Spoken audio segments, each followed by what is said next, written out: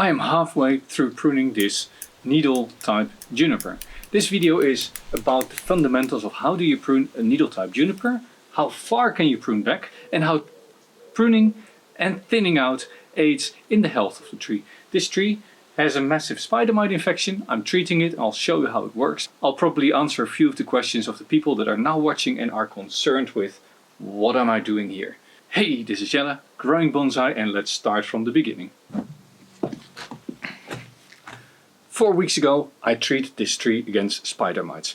The tree had a few dull areas and I decided to spray it. And then I realized the next morning there are traces of the oil everywhere on the tree. Because the oil suppresses air ventilation, circulation, and that might actually damage the tree. So at that point I was really worried. And I missed spots. You can see that here. This is the healthy foliage, but this is unhealthy. Now what happened is, after I sprayed it, the sun came out on this foliage and it is a light oil touching the foliage. It seems that my worries were for nothing. The tree is really pushing out strong growth now. I am not convinced that the spider mite infection is completely combated, so I am going to spray it again. But first I'm now going to restyle this whole tree. It is late summer, middle of summer, it's August, and the tree has pushed well. It needs a little bit of style. It needs a prune, and in fact you can prune these back significantly. If you go into one of these branches, you can go all the way down, and you see here these little side branches. This is how far you can in fact prune this all away. All of this is this year's growth. It's quite happy and healthy, and by removing it, all these sprouts on the inside will start to grow. But I have to be careful because I want to keep some of this extension. I want to widen the pads, but I don't want to extend it in a vertical sense. Basically what I need to do now is go through the whole tree. Now, to understand how far you can go with pruning, let's take a look here at this cut-off branch. Here at the base you see there's all these dead needles. Dead needles typically don't grow. But between the dead needles, here for instance, there's a tiny little bud that has already opened up. So this is something that can actually start regrowing. Now what you should know is that at the base of each and every one of these needles there is a little bud. And now if I take my scissors and I decide to clip here in between the needles, in between, Jelle, in between, then here at the cut end the buds are stimulated. Now what might happen is that the first 2 or 3 needles will die off and dry back. They will become brown. However, here at the base a bud will start growing. So you can quite easily prune back to the last 5 or 10 needles that are here. Next to this you can also look lower down in a tuft, and you see here there's already 2 buds that have, and here already 2 buds have opened, and I can just go in between and cut away. Now these 2 buds are stimulated to start growing. All these dead needles that are here are basically just stopping air circulation, providing shelter for instance spider mites, and therefore it is important to take these away. Sunlight will more easily penetrate to the core, and that will of course then aid in the buds that are slowly opening up, like the one here, to start developing better. Now if we take this as an example branch of what we would prune, first we decide how long do we want the branch to be. I'm going to say quite short. There's a bifurcation here that I prune back to. Then there's another bifurcation here that I prune back to. And then I'd like to shorten all of these to the last 10 needles. Here the same.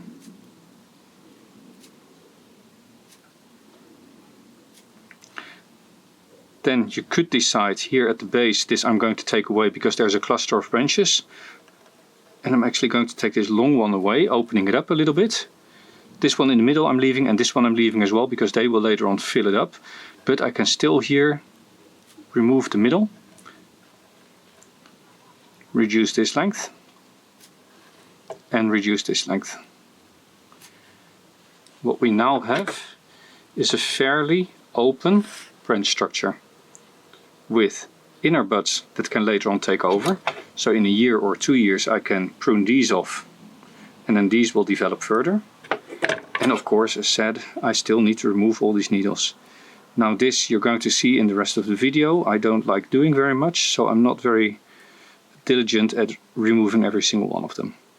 This is something that you do and you just sit down with a cup of tea and you just spend a half hour doing this, and then the next day you do another half hour, and after a couple of days you're done. Now of course, if I want to make this as short as it can go, these are all viable branches, so I could go all the way to the last couple of needles here, and here the same thing. I can go back to, well actually, the last 2 branches. This is still very viable. I need to decide for each branch how long do I want to keep it. Basically the volume on the top is less important than the bottom. The bottom branches define how far back I can go. And if this is the profile of the tree, then actually I don't need to prune it back all that much in length. And then I can just go in and I look at a tuft like this, right? This has all grown this year. It started somewhere here. And I want to keep the length of the pad up to here. So this is a good side branch. And then all of this, yes, all of it can go. But this is just one branch. It doesn't have any side branches except for a tiny little bud. So I'm going to keep this side branch as well. I'm going to just prune it back to 2s here. Now here this splits into 3, and I'm also going to thin this out to 2.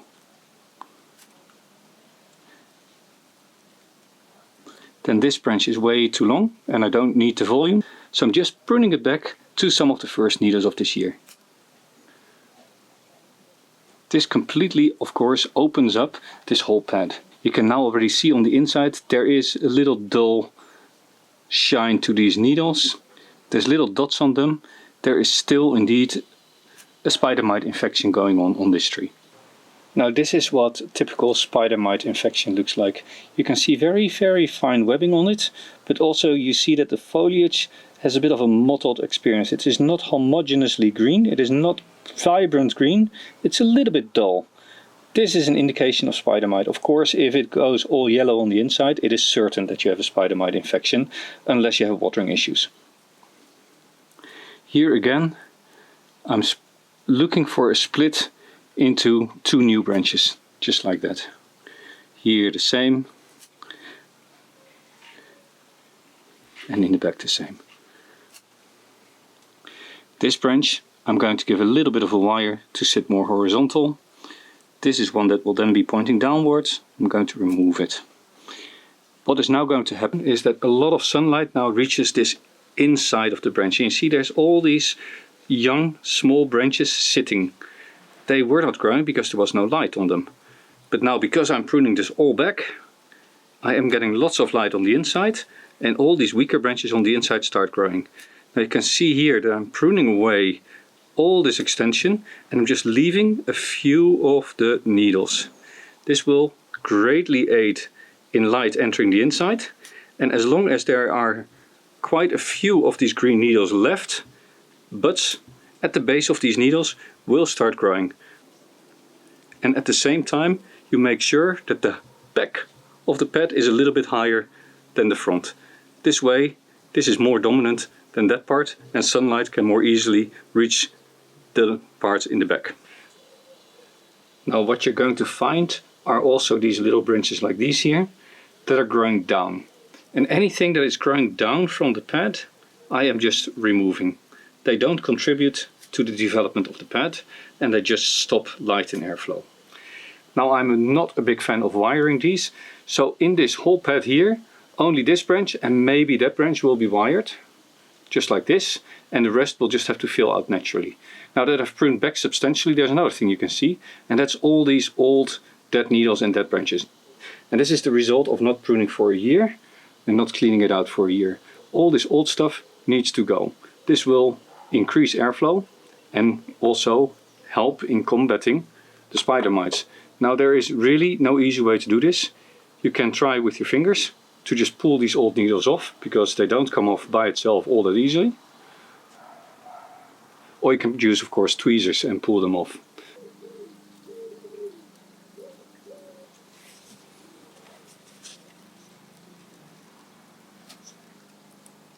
Note these tiny little buds sitting here, waiting to just get sunlight and start growing. This is what's going to revigorize the bed once all this work is done. So the ones that are not brown but slightly yellow I'm still leaving in place, because that is where buds might be hiding that are still alive that can open up. Here budding is very unlikely to occur. Once the living needles are gone and the branch is brown, back budding gets rare. This is why these are so important.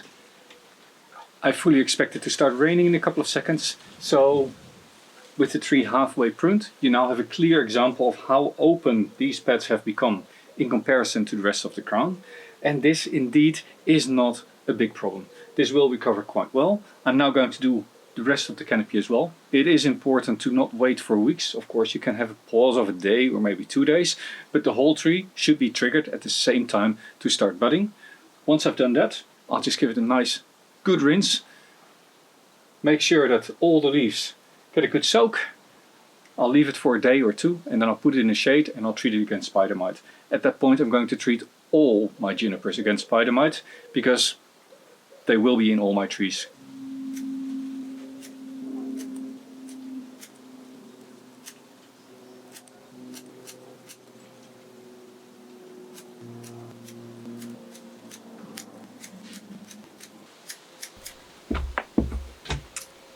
In my videos I try to show how a tree develops over a long time.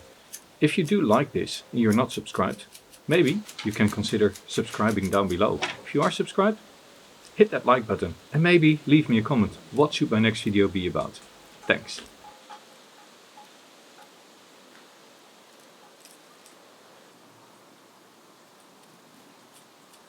All done pruning. Most of the dead needles have gone. For now, just a few questions that I anticipate, because I know some of you and I know what sort of questions I will get. One of them is, you should never remove more than 10, 20, 30% of the foliage of a juniper, otherwise it will die. Sorry, don't know where that myth comes from. It is just not true.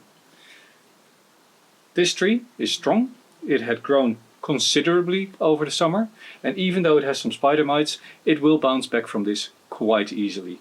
There's absolutely no concern for the health of the tree at this stage. If you look at how much foliage is left, there's still plenty for this tree to do quite well. Now that leads to the second question. If you prune so much, you get stress foliage. Yes, that's true. But this is not a skill type juniper. This is a needle type juniper. This is the sort of stress foliage that you try to avoid on a skill juniper. So for this tree, no concern there. I actually like the tree better than before you pruned it. Well, that's fine. Everybody can have a preference. But this is the way that you keep the tree long-term healthy. You keep it compact and you avoid it becoming a very big bush that you cannot prune back anymore. Because once the green dies on a branch and you only have green here at the tips, this will never get green without grafting.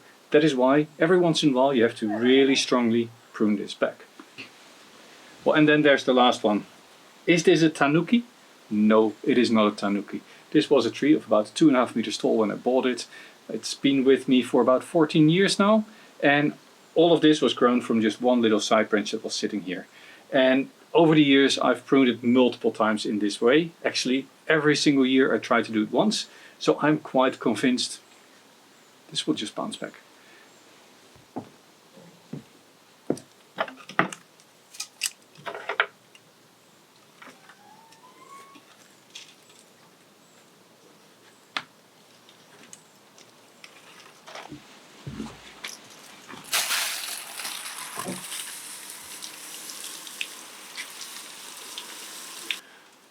Alright, next step, let's see whether I can get a little bit of wire in here. Now this branch used to be more like this, but it has veered back.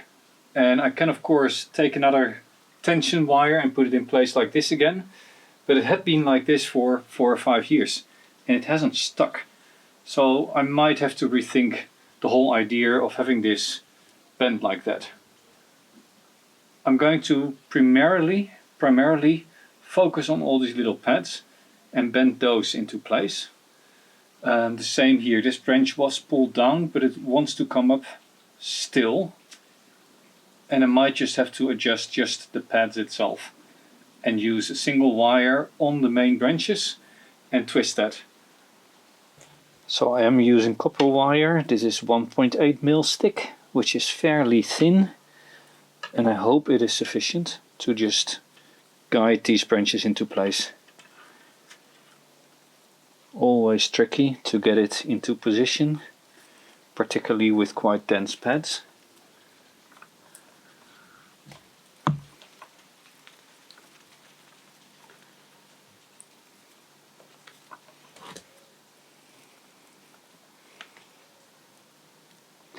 I know I said I was going to wire in winter, but I decided to do it now because now is actually the moment when the pads are very open and I can easily get to it. I just need to be very careful that I don't slip the bark off.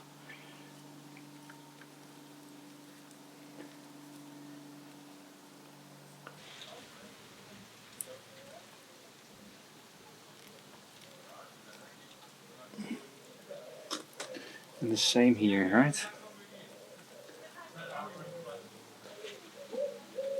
And now by bending it down, I split this up in two levels, and those are actually two much smaller pads, which over time might fuse or might not fuse, but it does look like it is set in the right rhythm again. This is now a little bit long. There we go. So this one has now a wire and this one has a wire, and this really looks a lot better already. Only this pad here in the back looks really skewed, but you see how just one wire here along the main branch really adds the shape that you want. And this one I can just slightly bring up maybe with just a bit thinner wire, I think. I've wired a branch here, a branch there and a branch there. I think by just tilting this one, bringing this one down and bringing that one down, the complete shape of this will have changed so much that I don't need to do a lot more than just this.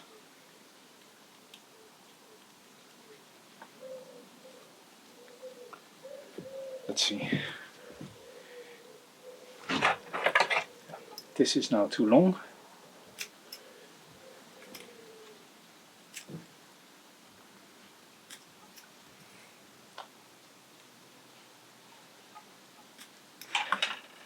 And this I now really have to do throughout the tree. Look for pads that are apparently a little bit askew and either create a little bit of space so that this becomes separate from that one, or bend them down as I've done here. Here there's another pad that needs a little bit of correction. Here there can still be a little bit of thinning and this can be brought down a little bit more.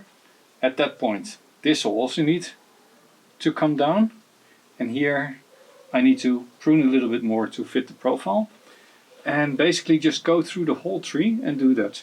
You can see here how this main branch is quite horizontal. It would have been better to make it this way, but as said, it had a screw in there, it had a tension wire for a very long time, and I just want this to be out of tension wires. I wanted to just have these main coils and nothing else. So I'm also not going to wire all the small branches, I'm just going to wire the main branches and maybe some of the secondaries, and only at the pad level.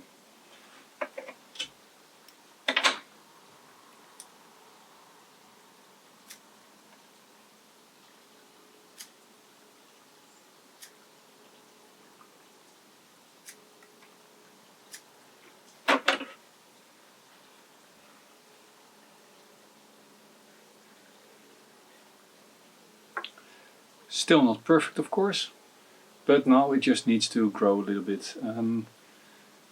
I hope that spraying has now helped fix the spider mite problem, but we'll see in the next couple of weeks how it recovers.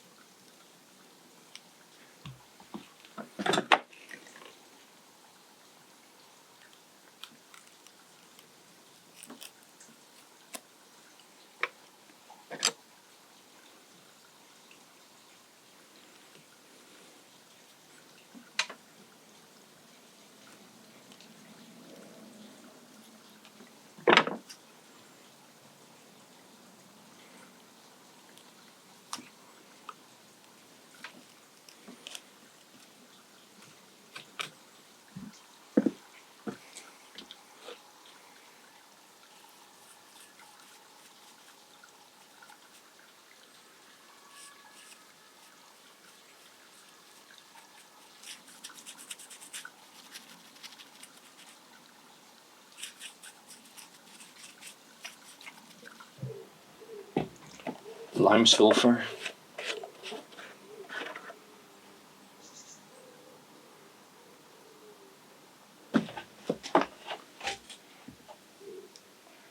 I'm using a little bit of black ink so that the lime sulphur doesn't become all stark white upon drying.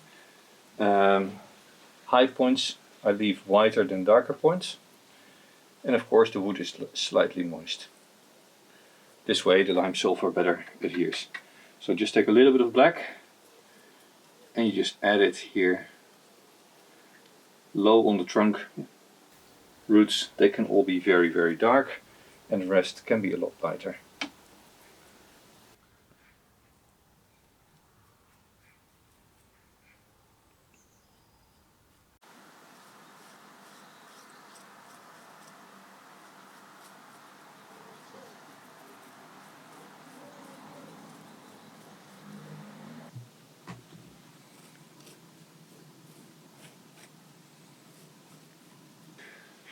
Guess now it's just a matter of waiting for this to resprout and look nice and green again.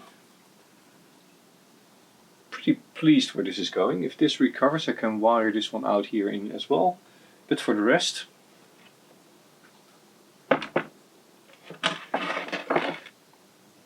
yeah, pretty nice.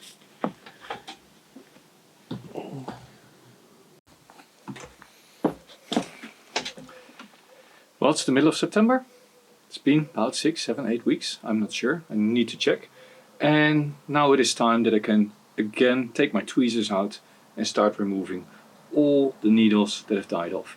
But more importantly, if you look now at the crown of this tree, lots and lots of new growth. And actually, on the inside, I see some backbudding on old wood. So, yeah, all good. I'll clean this up and then it goes back into the garden in full sun for the rest of the season. And next year it should be one big cloud of fresh green. I can hear you think, but hang on. All the leaves, all these needles, brown. It still looks scruffy. How can I be happy about this? Let me show you. Let's get you closer. This is one of the reasons why it turns brown. The cut ends where damaged needles turn brown, and these, with tweezers, you can remove. Well, normally you can. Bad example. Well, you can tell here, just this little stub remains. I can just cut this off later. But I can go through the tree and remove all of these. But more important is what's happening here on the inside. You see that needles have started to brown, and at the base of which you see new tips starting to grow. So I can just gently remove all of these needles, cleaning it all out, and then have a very nice young fresh growth that I can cut back to in spring. This is how you can rejuvenate also a needle juniper.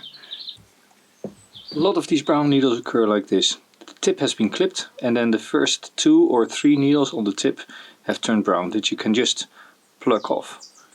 Next to this, what you then see is that lower down buds have popped and they're taking over this one. So I could even take scissors and cut this down all the way there, creating a new fresh branch.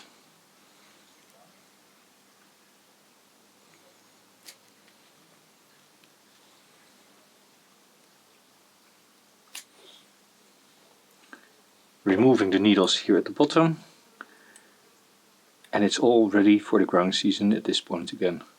This is growing quite fast.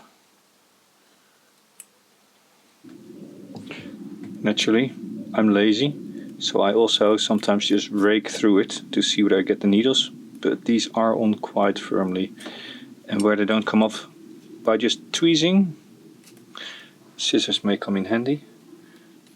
But yeah, this is the worst part of a needle juniper for me. Cleaning out all these needles, and this is really something I should have done a lot more in the last 2 years on this tree. Making my life now a lot harder because I didn't do it. And after the grooming you have a nice clean open pad that you can basically see through, and all the inner buds that are there have the space to develop.